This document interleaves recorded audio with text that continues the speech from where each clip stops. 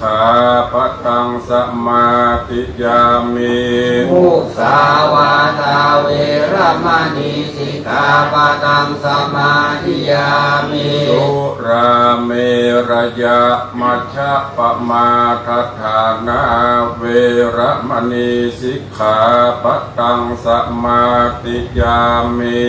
สุราเมรยะมัชฌะปมาทัฏฐานาเวรมณีสิกขาปะทังสมาธิยามิมานิปัญจสิกขาปทานิสีเลนะสุขติงยันติสีเลนะโภคสัมปตาสีเลนะนิพุติงยันติตัสมาสีลังวิโสทะเย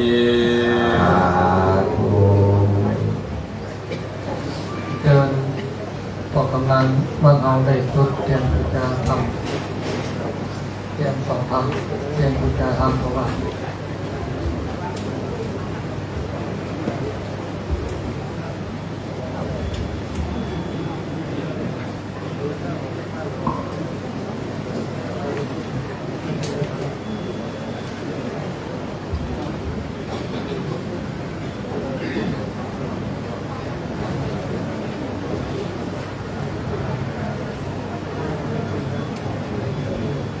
พระมา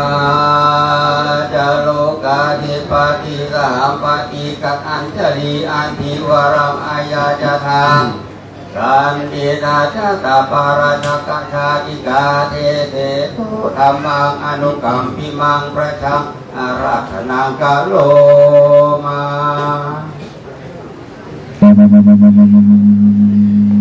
นะโมตัสสะภะคะวะโตอะระหะโตสัมมาสัมพุทธัสสะนะโมตัสสะภะคะวะโตอะระหะโตสัมมาสัมพุทธัสสะนะโมตัสสะภะคะวะโตอะระหะโตสัมมาสัมพุทธัสสะกาเลนะธัมมสวนังเอตัมมังคารมุตตมันติทิขอยกมือ10 นิ้วกราบนบนอบน้อมบูชายังพระตรีรัตนเจ้าเจ้าต่างสามประการอันไม่มีพระพุทธเจ้าพระสัทธรรมเจ้าพระสังฆเจ้าอันเป็นสรณะที่เพิ่งที่เคารพนับถืออันสูงสุดในชีวิตกราบถวายความเคารพในเมตตาบารมีธรรมหลวงพ่อดำรงครูวินัยสารโสภิตท่านเจ้าคณะตำบลสันพเนตรสันไซน้อยเจ้าอาวาสวัดสันสลีท่านที่ปรึกษาประธานอบต.หลวงพ่อดำรงครูวิบูลย์ศิลาภินันท์เจ้าอาวาสวัดแม่ขาวท่านประธานหน่วยอบรมประชาชนประจำตำบลสันพเนตรท่านเจ้าพระครูประภาสรคุณท่านเจ้าอาวาสวัดตะตุ้มท่านเจ้าพระครูสถิตบุญยรังสีวัดเจ้าอาวาสวัดสันพเนตรอาจารย์ดวงคำจันทโกท่านเจ้าอาวาสวัดพระเจดีย์จราจรภิกษุสงฆ์องค์เนนจุตนจุองค์โดยความเคารพขอเจริญสุขเจริญพรอย่างญาติโยมศรัทธาสาธุชนนักศีลนักบุญทุกท่านในที่นี้อันมีท่านปลัดวิมานทองชีพสุขใสท่านปลัดอำเภอประจำตำบลสันพเนตรท่านอุดมทรัพย์แสนวาดท่านรองนายกเทศมนตรีตำบลสันพเนตรท่าน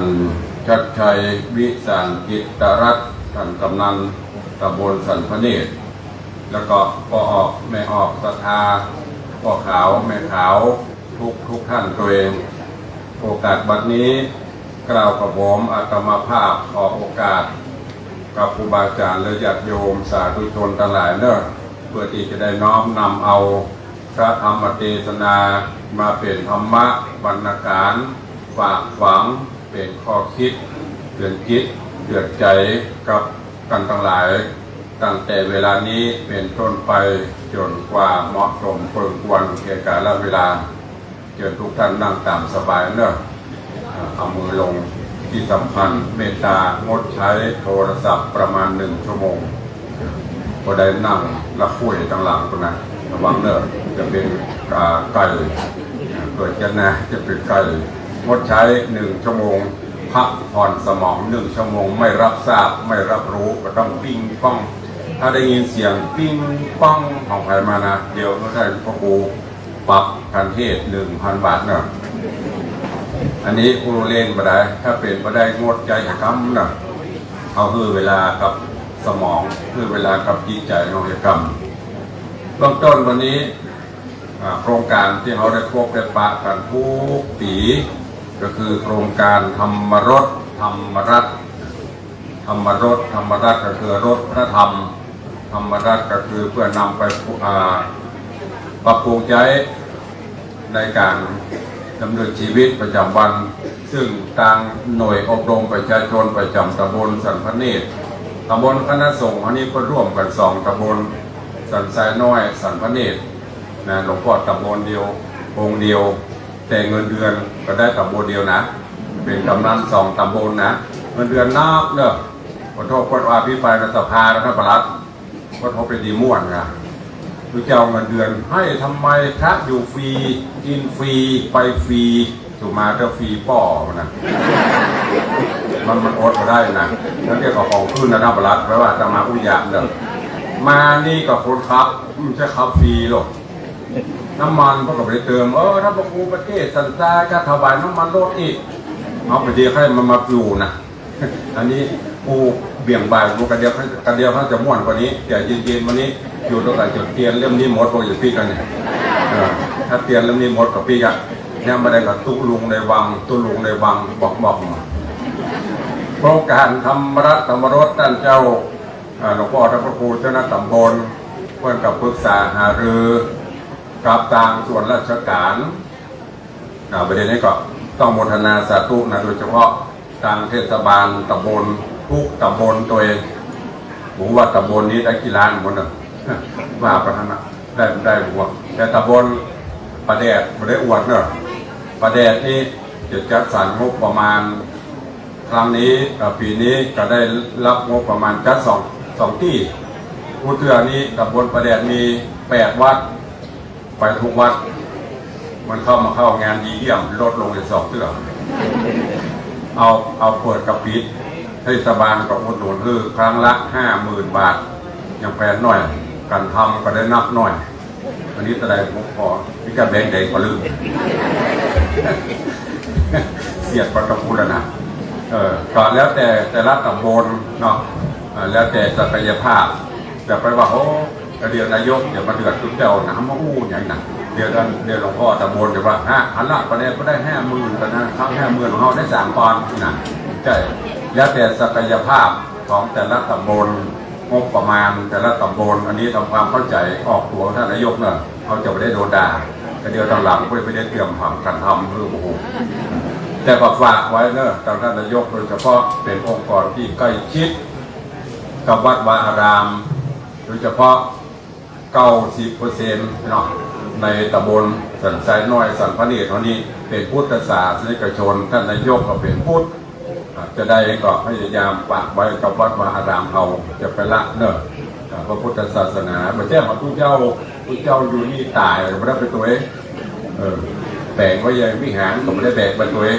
อย่าไปรีบตีคอกมาเท่าผมนะประเด็นในสีกาอีกก็เบียดไปโหกีฬาแล้วนะแต่มูนี้นี่ล้วนรายคามนี้เบียดมาได้ก็ประจ้างแก๊บประจ้างเด้อถ้ามาเบียดตัวลงนี่ก็กอบไปเลยต้องกอบมันละกอบเอามันออกไปอย่างโยกหลังอันเนี้ยญาติโยมทั้งหลายในสถานการณ์บ้านเมืองเฮาประเดี๋ยวนี้ระส่ำระสายวุ่นวายบอกว่าจะเป็นภาคใดๆ โดนโจมตีภัยต่างๆเข้ามาเบียดเบียนปีทาเนอร์โดยเฉพาะต่างประชาติบ้านเมืองเขากับภัยสงครามน้องพ่อเขมรก็ลุกอย่างปราสาทตาเมืองทมเมืองแทมปราสาทตาควายตาหมีนะลูกกันอยู่ฮะน่ะมันจะเอาไปหาป้อมันอย่างแต่ก็อื่นฮะมหานพายุคลองโลกหรอกพ่อบินละเดนแล้วแน่นอนท่านประหลัดล่าจะได้นุดได้ดินนะว่าอันนี้เขาต้องอย่างเขาว่านะจะจิตทหารเพราะว่านะต้องไปถล่มบ้านคุณเสียสัก2 ลูกแล้วยกเลยไปลูกกันพอดีอย่าง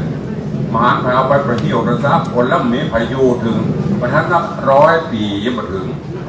มันต้องไปบ้าอำนาจแต่ต้องเดือดอยู่ไปกินไปตั้งไปตัวใครตัวมันหน้าที่ใครหน้าที่มันเนี่ยมีความสุขละอันนี้ไปแสวงหาอำนาจแล้วถามว่ามันมีความสุขกันนะเปิดรับมันก็ได้รับต้องมาคิดแผนการจะเนี่ยจะได้กันอันนี้ฝากไว้กับท่านญาติโยมท่านทั้งหลายตัวเอง บ้านเมืองเขาวุ่นวายพุทธจักรอาณาจักรศาสนาจักรนี่โดยเฉพาะที่อยากจะฝากกับญาติโยมทั้งหลายพ่อข่าวไม่ข่าวคนนี้ทางส่วนราชการท่านปลัดท่านนายกพ่อกำนันฮอนเนอร์สถานการณ์ตามพระพุทธศาสนาปัจจุบันนี้โครงเครงครอนแคนเต็มที่แต่ถามว่ามันเป็นจะได้ถึงปีนั้น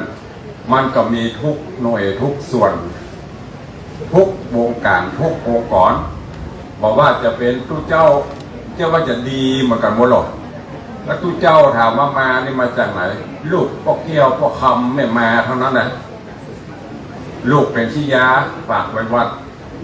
ลูกเป็นที่เล่าฝากไว้วัดที่มันมีปัญหาในวันนี้ท่านนายกท่านปลัดถูกไหมจะไปเงียบตู้เจ้าตรวจเหนี่ยวตรวจฉี่นะถามว่ามันมีก็มีแค่มันมีเขาก็ต้องยอมรับแต่ถามว่าเบื้องต้นก่อนที่มันจะมาน่ะถูกมาแล้วอย่างลูกนายกนี่หน่อยผมว่าเพิ่นเป็นลูกเพิ่นเป็นบัดนี้กันนะสมมุติไปได้เลยสมมุติว่าโรคติดยาก็ยาที่ไหนมันก็มาหาเอาไปยาท่าน3 เดือน4 ปีมาก็เปลี่ยนอยู่อ่ะด่างสุดท้ายไปไหนท่านปลัดว่าตู้เจ้าของพ่อมันติดยานะขอมาฝากมาพ่อเนี่ยเอาเป็นหัวหน้าขี้ยาฝากพอฝากเสร็จแล้วร้อยบาฮับเนอโดนบางทีลูกไอ้นั้นยังฮับเฮาเป็นลูกคนตุกบาฮับเนี่ยนี่แหละลำบากหัวใจนะถึงวันนี่นะไม่ใช่ทางอันนี้เนี่ยพวกทางในเมืองพวกทางสันทรายนี่บ่มีตามที่กระเต็มที่หมูเอามาฝากพอมันมาบวชพบญาติโยมทั้งหลาย3 วัน7 วันดีอยู่พอ2 เดือนการ3 เดือนเข้าไปกันเนี่ยร้อนประเดี๋ยวมันมีเฟซมีไลน์อย่าปิ้งมันเสี้ยนยาหิวยาขอเพื่อนนะเพื่อนมันเอาเข้ามาส่งผู้หลงอันนี้ผู้เหตุการณ์ลำดับผู้ฟังนะพอมาส่งปุ๊บอย่างเขาไปนั่งพ่อมาซะ4 ชั่วโมงมันต้องป้อมเปงเขานะเฝ้าลูกอีกแก้วเนอะอีกมันต้องไปที่ไหนอีกต้องไปฮับกินฮับตามนี่พอมันเสพไปปุ๊บประกอบมาพอมาตรวจมันเจอพอเจอปุ๊บสื่อประโคมแล้วพระชีสีม่วงว่าไม่ได้สื่อเพราะว่ามันบวชมากี่ปีมันบวชมากี่วันข่าวนี่แหละสัมสื่อพิมพ์ฉบับในทีวีในถามห้องท่านนำไปพอเด้อมันบอกปรากฏหรอมันบอกว่าอ๋อพระนั้นลูกนางแก้วอยู่วัดพระเจดีย์เพิ่งบวชได้3 วันเสพยาอีกมันจะบอกงั้นเหรอโคนก็เมาล่ะหาว่าละไอ้วอกมาหมดนี่นะมันมีเนี่ยการกินก็ยุกยาเนี่ยโดนด่าอันนี้คือที่มาที่ไป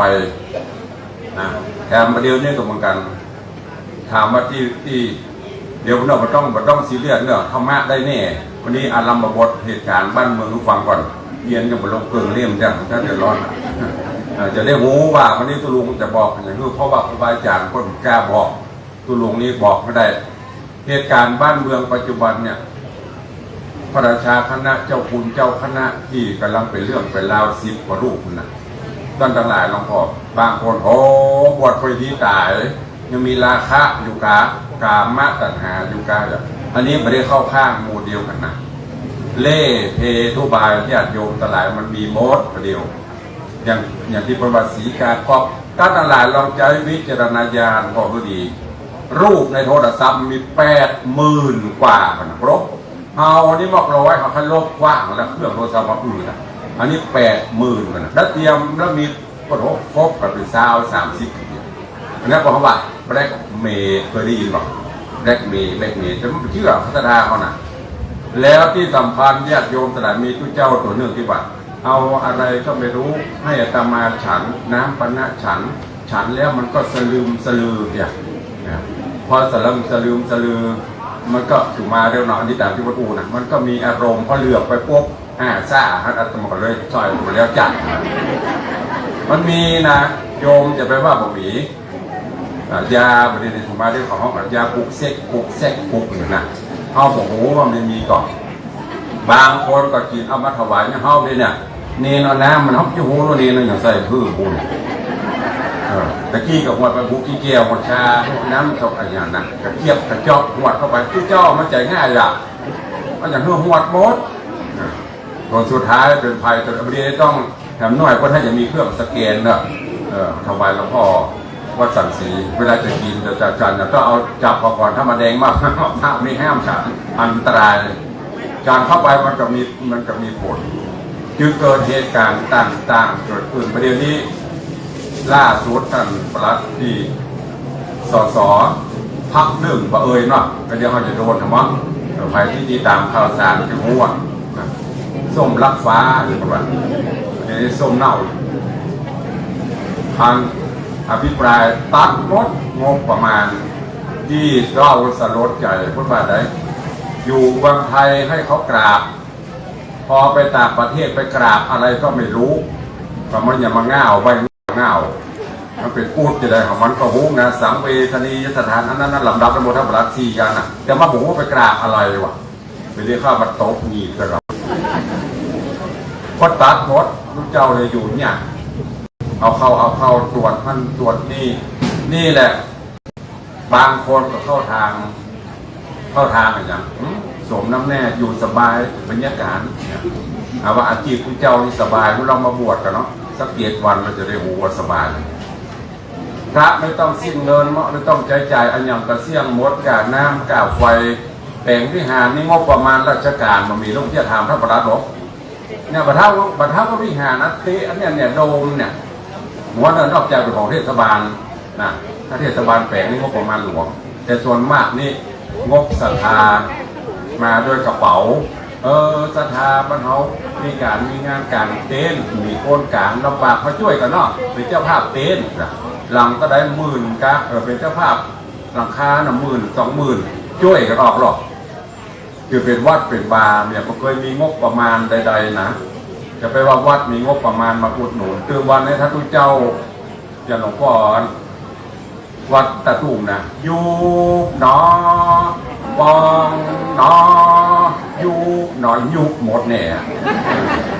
ไม่ได้ปองแล้วกันเนี่ย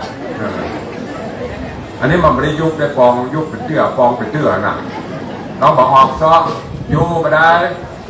ไปเช่าบ้านหากินเป็นเนี้ยอย่างละวัดเทียบเบอร์ยังไปพอวังสีคำยังได้วังมาบ้านเอาไปต้องเทียบเบอร์โดนล็อกแปลงไปนี่ฮะพ่อนั่นกับแปลงอันนี้กับแปลงโดนคือขึ้นโดนคือร่องชีวิตพระวันนี้มันระบายที่อีกพ่อเมียฟังนะไปบ้านมาโจงเขาฟังเนอะกู้เขาฟังว่าเหตุการณ์บ้านมันต่อไปพระเห็นเน้นเจ้าเฮาจะอยู่ยากเพราะต่างศาสนาพวกเขาเนี่ยอาณาจักรครอบงำเราไปโดยเฉพาะกฎหมายดีกู้ตัวพ่อตะบนแกดีมันเขาจะตีครอบยำเท่านะ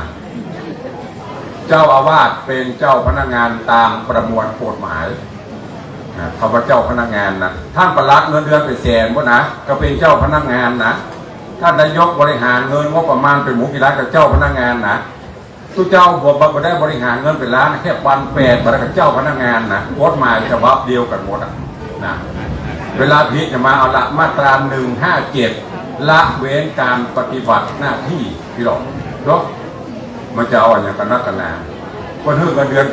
1,800ท่านนายกผู้เจ้านะ1,800ก็ตัววัน60 บาทกากาแฟถ้าปลาเกี่ยว75 บาทนะ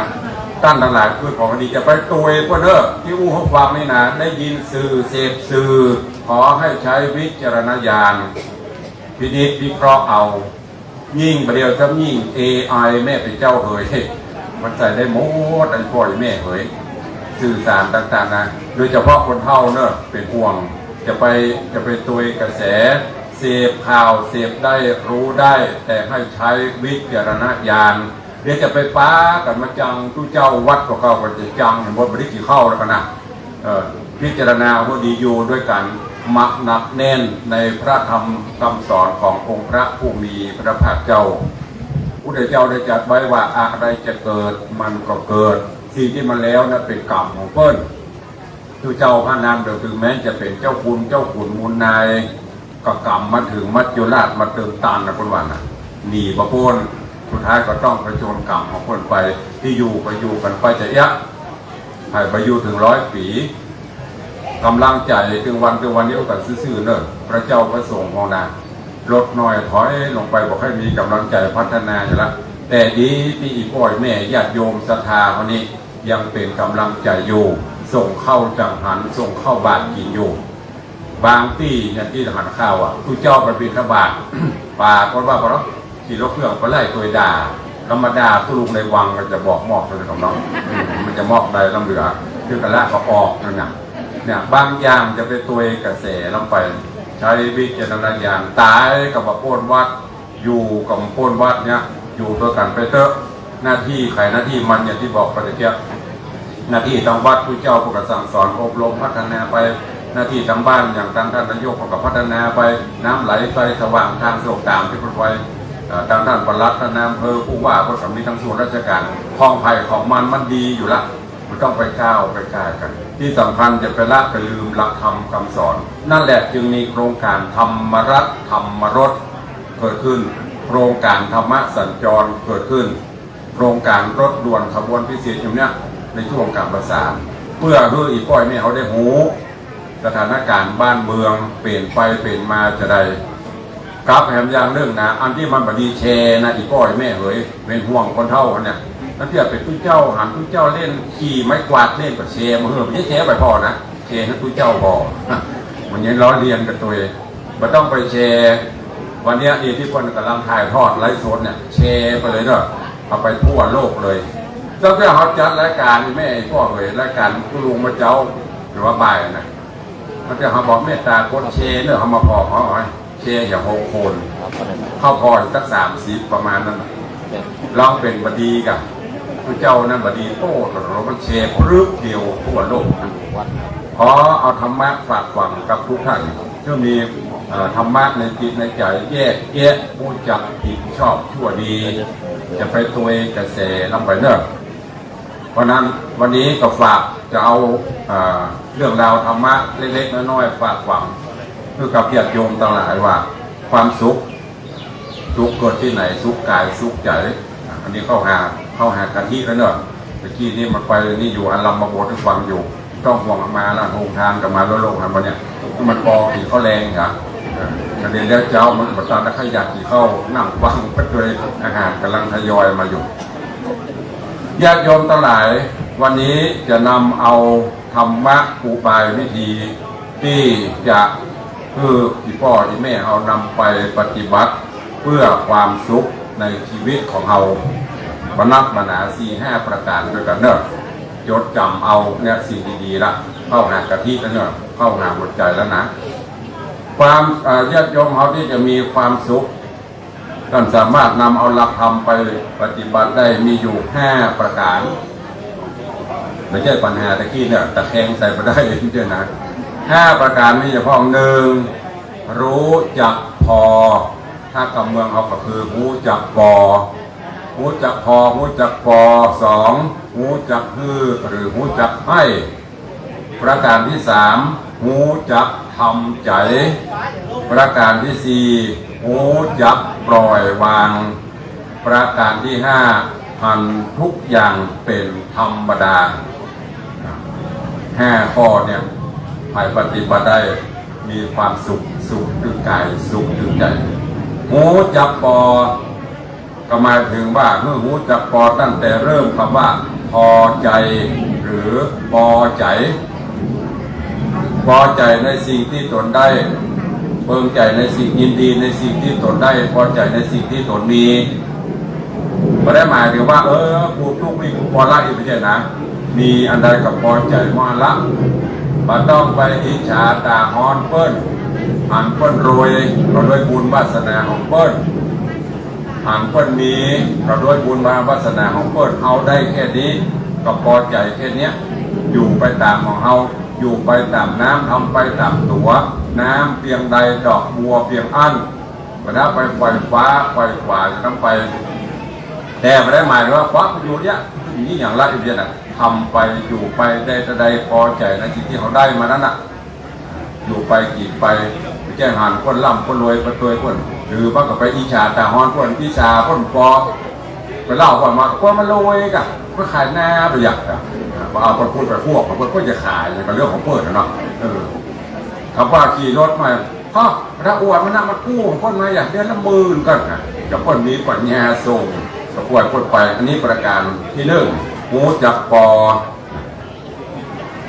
ประการที่2หูจักหูจักให้ก็คือหูจักเกิดมาแล้วจะไปเอาแต่กรรมแล้วบะเบกับบดีเพิ่นว่าเอาแต่ฮับแต่บัสละกับบดีเพื่อหูจักความสุขที่แท้จริงก็คือหูจักแบ่งสรรปันส่วนเฮามีนักมันเหลือกับแบ่งปันหูจักให้หูจักแบ่งความสุขให้คนอื่นไปพ้องคนบอกว่าถ้าทางมิตตานิคันธติผู้ให้ย่อมเป็นมิตรทะมโนปิโยโหติผู้ให้ย่อมเป็นที่ฮักเนี่ยพระเจ้าประทานไว้สังคมอยู่ได้ญาติโยมทั้งหลายด้วยการด้วยการแบ่งสรรปันส่วนกันไปสมเด็จพระนางเจ้าสิริกิติ์พระบรมราชินีนาถพระบรมราชชนนีพันปีหลวงพระองค์ท่านได้ทรงตรัสสั่งไว้ว่าโลกนี้ถ้าบ่มีการเสียสละบ่มีการฮื้อปั่นกันแล้วโลกก็จะต้องถึงซึ่งมิคสัญญีกลียุคเป็นแน่แท้นะพระองค์ท่านได้ตรัสไว้ลองนึกกันง่ายๆก็ออกไม่ออกญาติโยมทั้งหลายพ่อแม่บ่ฮื้อลูกพ่อวิแม่มอนบ่ฮื้อลึกบ่ฮื้อหลานครูบาอาจารย์บ่ฮื้อศิษย์ผู้ใหญ่บ่ฮื้อผู้น้อยบอกว่าจะเป็นฮื้อโอกาสบอกว่าจะเป็นฮื้ออภัยบอกว่าจะเป็นฮื้อการสนับสนุน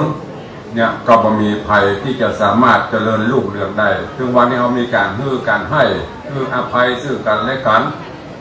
ผิดนอกผิดในอย่างการฮื้อโอกาสได้แก้ตัวมันผิดไปกับฮื้อโอกาสทั้งห้องไม่ใช่บักเดียวนะประการที่3หูจักทำใจหูจักทำใจยามที่เฮาประสบกับความทุกข์อันเกิดจากฤทธิ์ของโลกธรรมเสียใจจะไปปล่อยให้ใจมันเสียใจได้แต่จะไปปล่อยให้ใจมันเสียสูญเสียแต่จะไปปล่อยให้มันเสียศูนย์ตลอดจนเศร้าหมองแต่ก็ต้องมีผ่องใสนี่คือเรื่องของการทำใจพยายามประสบพบปะอันอย่างที่มันบ่ม่วนใจกระทำใจพ่องเพราะเอาอยู่บนโลกนี้เป็นไปตามสังสารวัฏวัฏสงสารเวียนว่ายตายเกิดเนี่ยเป็นไปตามโลกธรรม8นะโลกธรรม8มีอย่างพวกมียศเสื่อมยศมีลาภเสื่อมลาภมีนินทาก็มีสรรเสริญมีสุขก็มีทุกข์8อย่างเนี้ยเหมือนกันหมดว่าผู้เจ้าว่าข้าราชการว่าพอออกไม่ออกศรัทธาญาติโยมทั้งหลายอย่างมียศก็ต้องเสื่อมยศ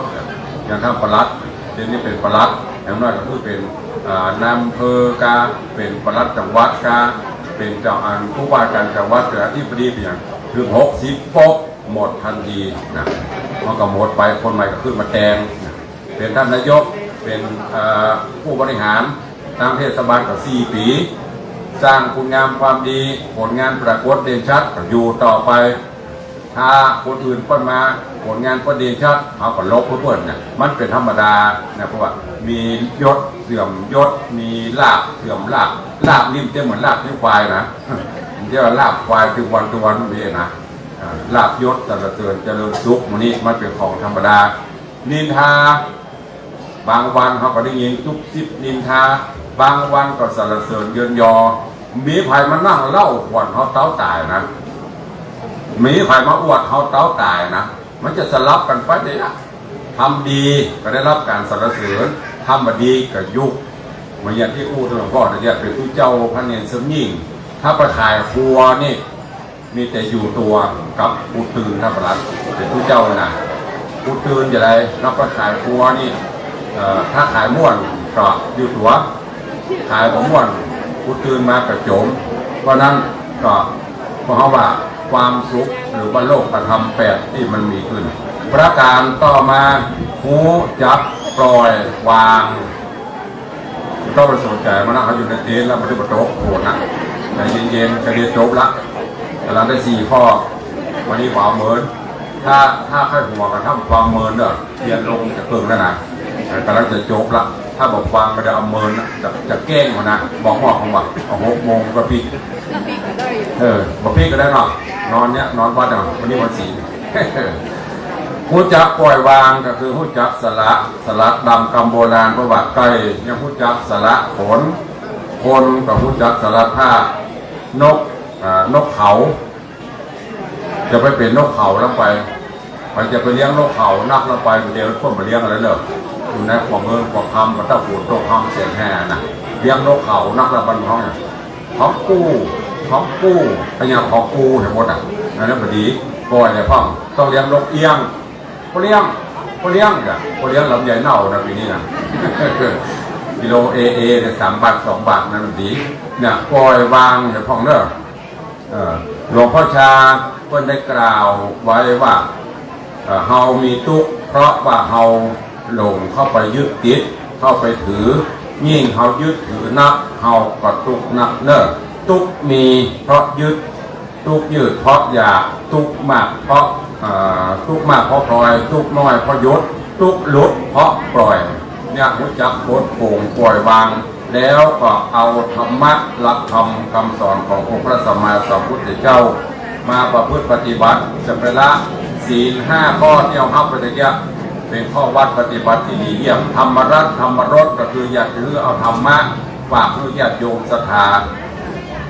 ถ้าอยู่กันด้วยกันมีศีล5 ข้อโลกทั้งโลกมีความสุขแต่ปัจจุบันนี้ก็ท้องว่าอย่างนั้นศีลธรรมไม่กลับมาโลกาจะวินาศเมื่อก่อนเขาอยู่กันด้วยศีลด้วยธรรมมีความสุขพริกมีบ้านเหนือเกลือมีบ้านใต้กินข้าวเนี่ยกินข้าวแรงมื้อเนี่ยกินอย่างเดียวนะท่านประหลัดได้กิน4 อย่างก่อนนะสมัยก่อนนะถามอีพ่อแม่เถอะตามน้ำพริกท่านนายกตามน้ำพริกวันนี้พระนายกอย่างตามน้ำพริกเข้านายกประสงค์ไปคือบ้านปูนลาบประสงค์นายกจะลงได้กินเป็น3-4 อย่างคนเดี๋ยวนี้โลดเข้าร้าน KFC พ่อไปหั่นไปนี่ไปกินข้าวนอกบ้านมันก็เลยวัฒนธรรมความสุขก็หายไปศีลธรรมก็เลยหายไปพ่อเพราะฉะนั้นศีลธรรมไม่กลับมาโลกาจะวินาศเนอะฝากไว้กับทุกท่านผู้ถือว่าจิตใจจะวนกระวายแล้วเลยนี่บนโลกรับระวังแล้วก็ทำปฏิบัติธรรมแล้วก็รู้ใจโจเตอร์เขาจะเมื่อได้ยังไง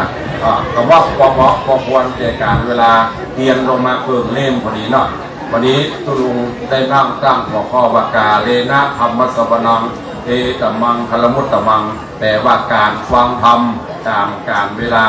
เป็นความสุขอันอุดมยิ่งเนี่ยวันพระวันศีลเอาเป็นผู้เฒ่าผู้แก่ก็เข้าวัดฟังเทศน์ฟังธรรมเสีย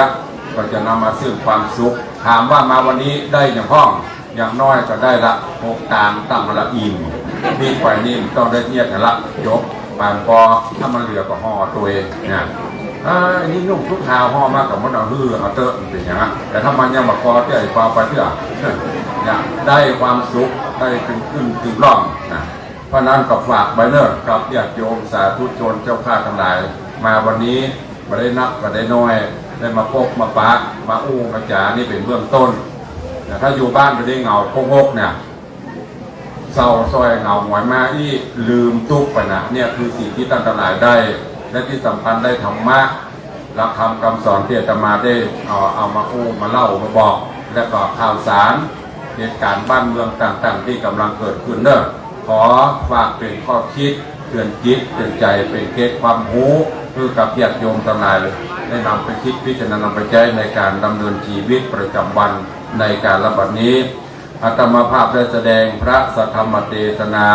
ในโครงการธรรมรสธรรมรัตน์โดยหน่วยอบรมประชาชนประจำตำบลสันพเนตรโดยเมตตาของหลวงพ่อพระครูวิบูลย์ศิลาภินันท์ท่านประธานหน่วยอบรมหลวงพ่อพระครูวินัยสารโสภิตหลวงพ่อพระครูประภาสสรคุณหลวงพ่อพระครูสถิตปุญญรังสีอาจารย์ทองคำจันทโกไปทางราชการก็มีท่านปลัดวิมานทองชีพสุขใสปลัดอำเภอสันทรายประจำตำบลสันพเนตรท่านอุดมทรัพย์แสนวาดท่านรองนายกเทศมนตรีปฏิบัติหน้าที่แทนท่านนายกท่านกำนันชัดชัยวิสารจิตรัตน์กำนันตำบลสันพเนตรร่วมกับพอออกไม่ออกศรัทธาสันนิบาตต่างเข้าจุกหนุ่มเท่าใจยิงร่วมกันปฏิบัติในวันนี้ขอความสุขความเจริญจุงบังเกิดมีกับทุกท่านตัตลายปรารถนาสิ่งหนึ่งประการใดก็ขอให้สมดังมะโนในไฟอ้างคิดเงินได้เงินคิดทองได้ทองสมปองปรารถนามีความสำเร็จผลในหน้าที่กิจการงานราชการต่างๆอยู่เย็นเป็นสุขอยู่ผู้จุคนจำเริญไปด้วยจตุรพิธพรชัยมีอายุวันนะสุขะพละทุกทิบาลติการรับประทานแสดงพระสัทธรรมเทศนามาพอสมควรเกกาลเวลาขอสมมติยุติลงคงไว้แต่เพียงเท่านี้เอวังก็มีด้วยปะกาละชนี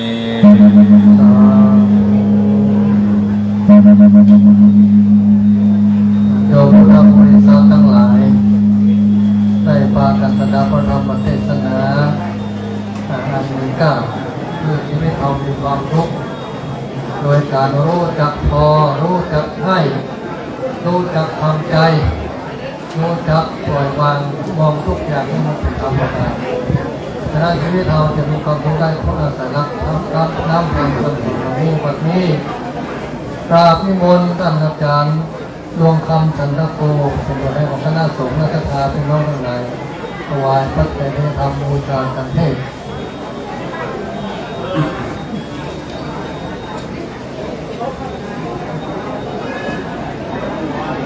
การประนมมืออนุโมทนาบุญด้วยกันก็เอาทุกคนเป็นเจ้าภาพร่วมกัน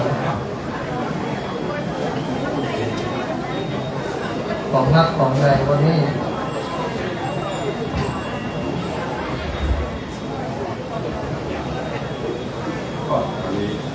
เดี๋ยวมือเนาะเดี๋ยวรวดไปแวะการเมืองใหม่นะตรงที่จังหวัด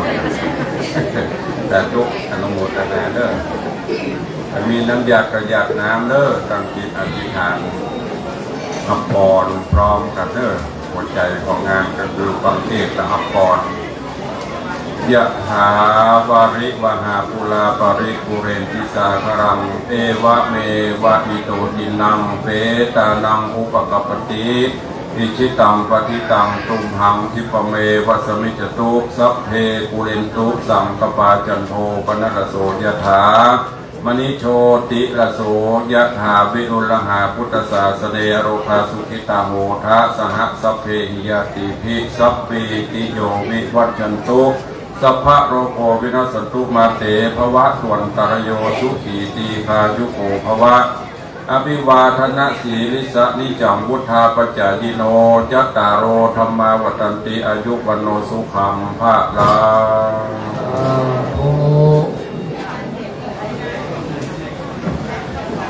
กดตกมาทั้งหลายนี่ก็เป็นก็ละมองทุกอย่างให้เป็นธรรมดาแต่ธรรมดาของไม่ใช่ตกเป็นธรรมดาของมันในนามคณะสงฆ์โดยอบรมประชาชนประจำตำบลสันพเนตรของกราบขอพระคุณในเมตตาธรรมอาจารย์พระครูวิสิทธิ์ศิลาภรณ์เจ้าอาวาสวัดวังสิขังรองเจ้าคณะอำเภอวังเชียงใหม่เป็นอย่างยิ่งนะครับที่ได้เมตตาแสดงธรรมวันนี้ขอโอกาสหน้าคงได้รับความเมตตาธรรมจากพวกคุณท่านโอกาสต่อไปนะครับขอคนหนุ่มคนเก่าบาแห่งแข็งมั่นในเมตตาเด้อยกพระรองตรงนั้นพวกตัวมุดเก็ตน่าจะไปยกสั่งเนี่ยไป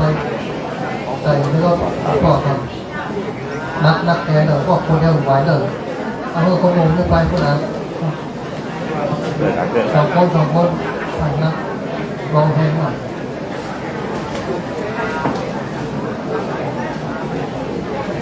วันนี้วันศีลแต่ละวัดหลายที่หลายแห่งนะ นะอำเภอสันทรายเขาก็มีธรรมทูตไปทุกวัดเหมือนกันในวันนี้แล้วก็ส่วนของอำเภอเมืองก็มีเหมือนกันก็ที่ไปรองอำเภอได้ไปตรวจไปอย่างไรที่ไหนแบ่งเวลามา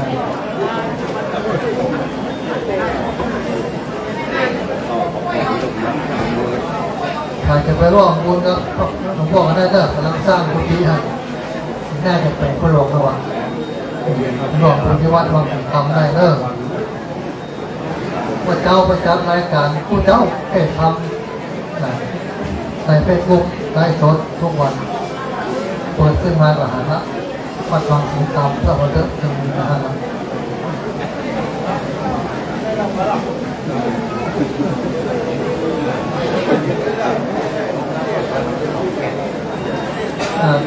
พี่น้องศรัทธาเขาก็ใจเย็นน้อยเนาะจะกดจับเขาสักน้ำเดี๋ยวก็เลิกซักเนาะเดี๋ยวก็ได้แจกกันเต็มที่กันตลาดตรงนี้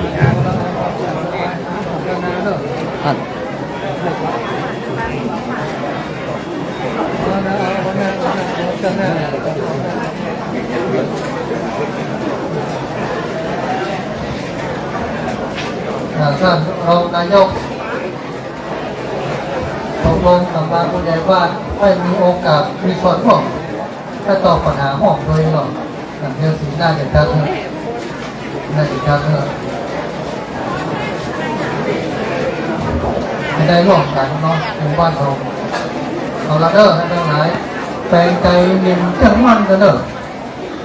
มันตกก็เย็นนี่เนาะตกก็เย็นใจเย็นจะได้ถูกมาแก้วตั้งสามตรวจกรรมฐานภาวนาการตามระเบียบที่พิจารณาของเราแล้วก็ได้บอกรางวัลได้ที่ตกกันแล้วแต่ว่ามันฝนตกหาใหญ่หานักเขาก็ไปหมดแล้วนะมันถึงกลับไปได้อยู่ที่อยู่นี้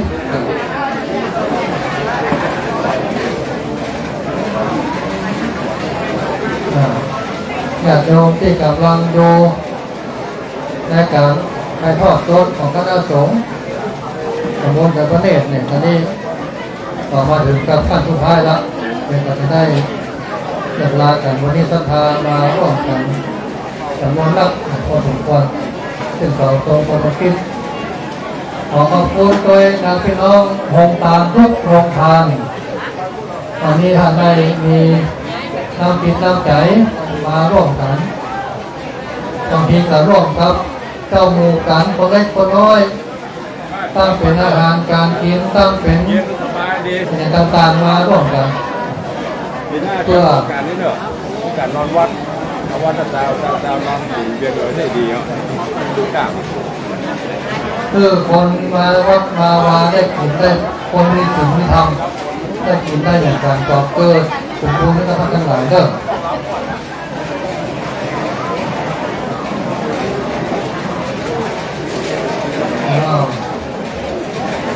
ได้โอกาสนอนลงฝังห้องน้ำ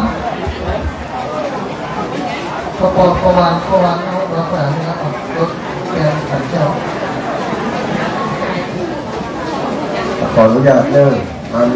ลงตามอันเตรียมไว้ก่อนเด้อลงตามที่ได้มาถึงยังวัดพระเจดีย์เด้ออันที่ว่าเป็นเจ้าของอันจัดเตรียมก็จะไปฟังอย่างเจ้าเด้อเพราะว่าในพิธีทางศาสนายังเหลือแห่ง2-3 ขั้นตอน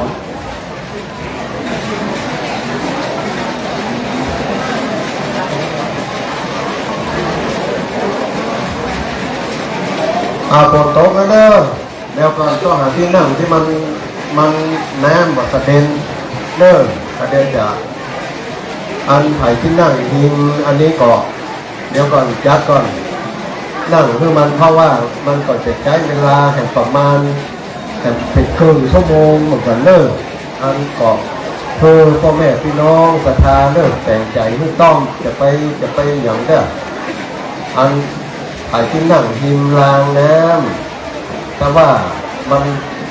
มันย้อยมันอย่างใดๆก็ขยับเนอะขยับคือมันเข้ามาเป็นอย่างเข้ามา เตรียมน้ำยาเตรียมอะไรอย่างไว้เนอะ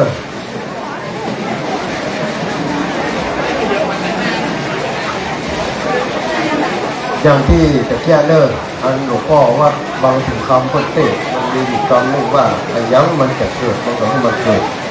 มันต้องไปอย่างมันละทำจิตใจให้สบายไปก่อนประเด็นนี้ผมโต๊ะก็อยู่กันนั่งเข้าที่เข้ากลางเขาจะได้ปั้มเป็นอย่างที่เขาเริ่มตั้งแต่เบื้องต้นมานะว่ามาห่วงการปั้มเป็นในทางในศีลในภาวนาเป็นหลักของศาสนาแต่ว่าตอนนี้ขอให้ได้จัดเตรียมนั่งอันใดที่มันพอจะเป็นที่ลบผลนะก็ใช้เวลานี้เนี่ยประมาณ2 นาทีก็จะได้กล่าวคำโอกาสยื่นยอถึงมายังขัน3 โพธา ฟังละมันมีละ ของพระพุทธพระธรรมพระสงฆ์